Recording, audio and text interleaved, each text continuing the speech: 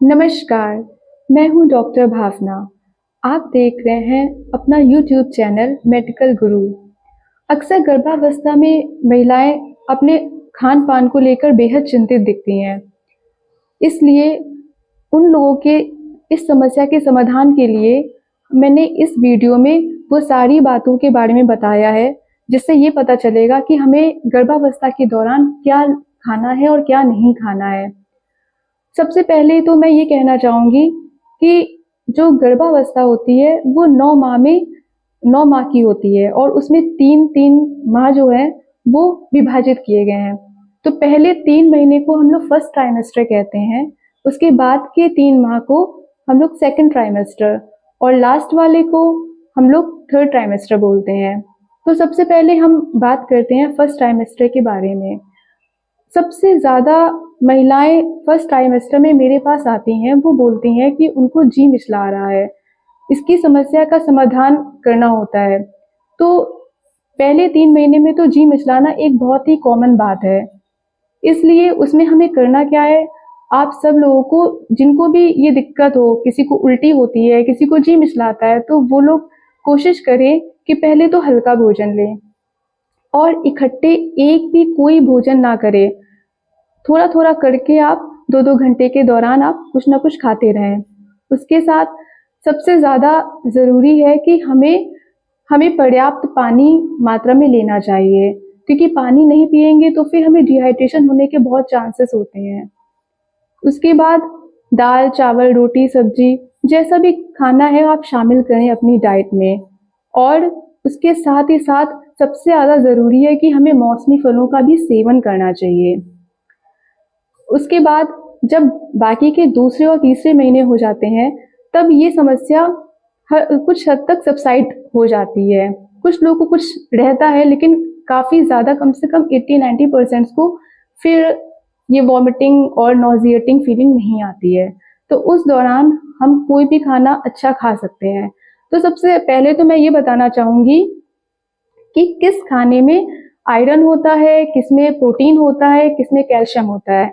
ये सभी हमारे भोजन का महत्वपूर्ण भाग होना चाहिए।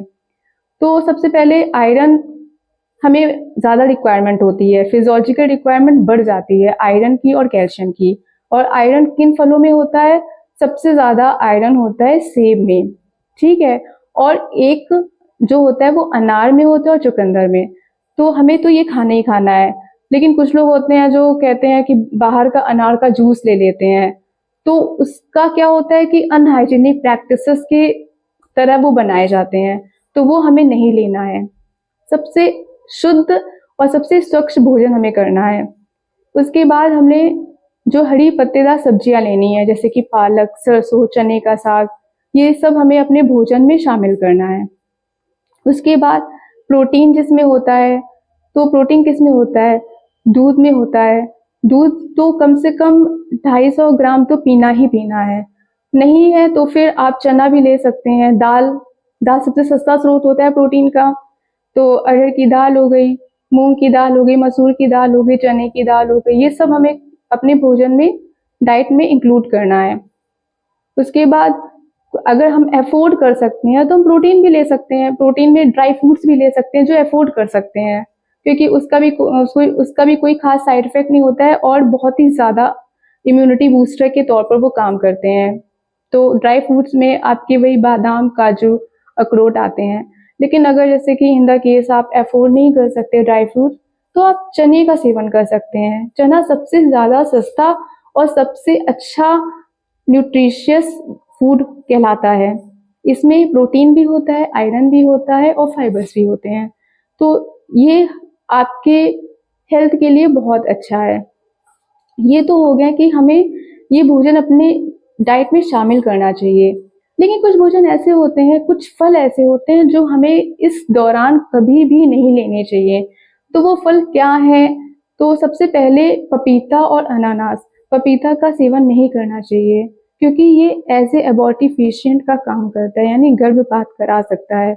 तो बहुत लोगों को जानकारी होती भी है, कई लोगों को जानकारी नहीं होती है। तो इस बात का विशेष ध्यान रखें कि पपीता तो फल में लेना ही नहीं है। कुछ लोग हो सकता है ये भी सोचे कि पपीता प्लेटलेट काउंट बढ़ा देता है, उसकी कोई ज़रूरत नहीं है। उसके बाद हमें क्या नहीं लेना है, एक तो बाहर का जो भी बासी भोजन वो बहुत नुकसान करता है, वो नहीं खाना है। अगर हम बासी भोजन करेंगे तो उससे हमारे अंदर माइक्रो ऑर्गेनिजम्स का इन्फेक्शन हो जाएगा, तो हमको और नुकसान करेगा। उसके अलावा हम लोग को बाहर का जूस नहीं पीना है, ज़्यादा कॉफ़ी चाय ये सब नहीं हम लोग को लेना है। तो इस वीडियो में हमने आज आपको इतनी जानकारी दी है कि आप लोग सोच सके कि हमें क्या खाना है क्या नहीं खाना है। इस बात को हमेशा याद रखिए।